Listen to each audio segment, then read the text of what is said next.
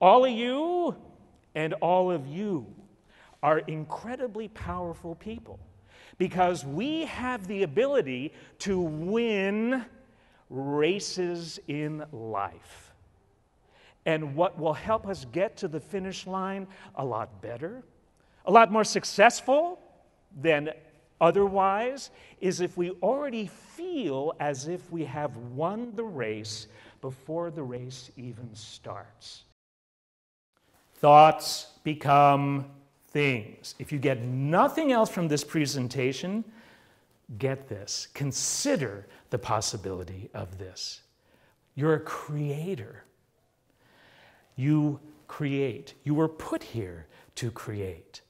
But it's your choice to create cool stuff about yourself, having to do with yourself, or negative stuff about yourself. It's the same energy.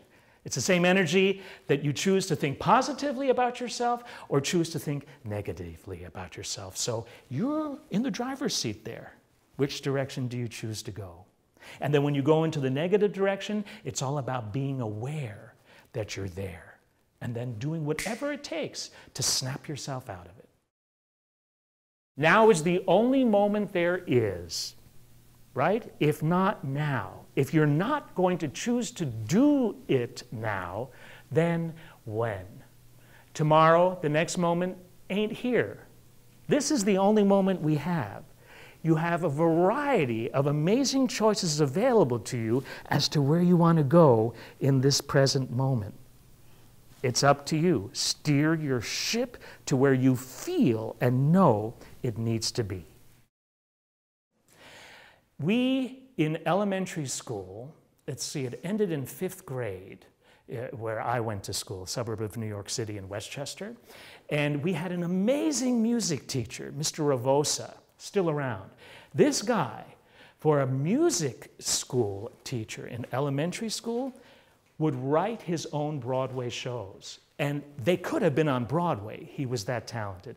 Amazing teacher. Inspired so many kids to be in the performing arts. Wow, wish we had music programs like that in our schools now.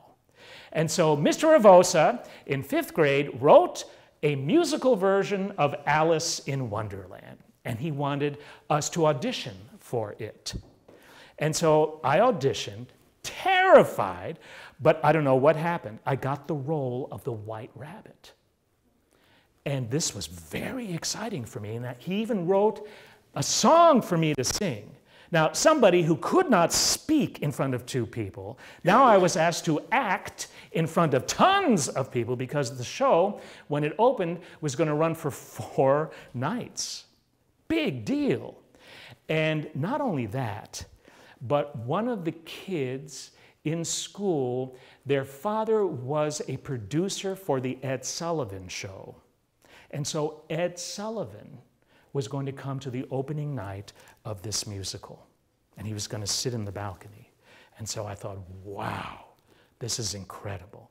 So rehearsals were going great, costumes were made, scenery was made, and our final dress rehearsal, I got ready to sing my big number, and I don't remember what the tune was called, but I'm not going to sing it for you. But I remember the lyric was, "Oh, the Duchess will be angry if I keep her waiting." And I had to hop across the stage singing that, right? And so I'm doing that, and I'm looking, because I noticed someone else on the stage with me, and there's Jonathan Spector, dressed in a White Rabbit costume just like mine, singing the song.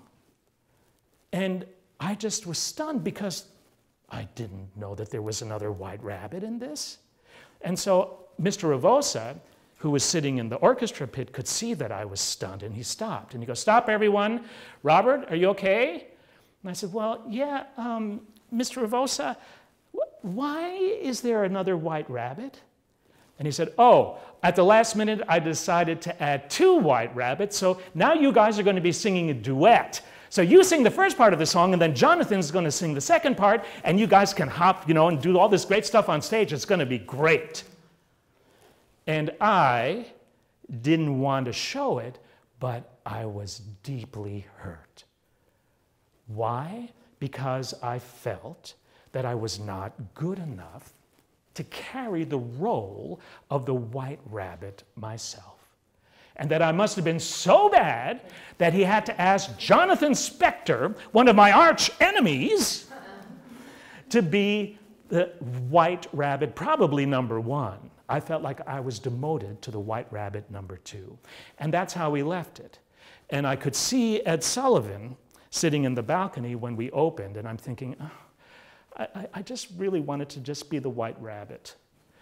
And I did not get over things like that for years. But then what did I do? It's about flipping a perceived negative into a positive. I became an actor. And I enrolled myself after college into New York City's most avant-garde acting school called the Working Theater, where, wow, they made you do some pretty wild things. And if you're a shy and inhibited kid or an adult, you drop that real quick. So I did end up turning it around, which allows me to speak to you this very day.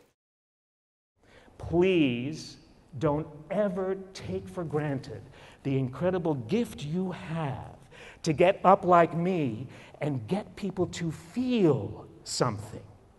You, like me, and many of you here, have the power to help everybody remember what they think they have forgotten.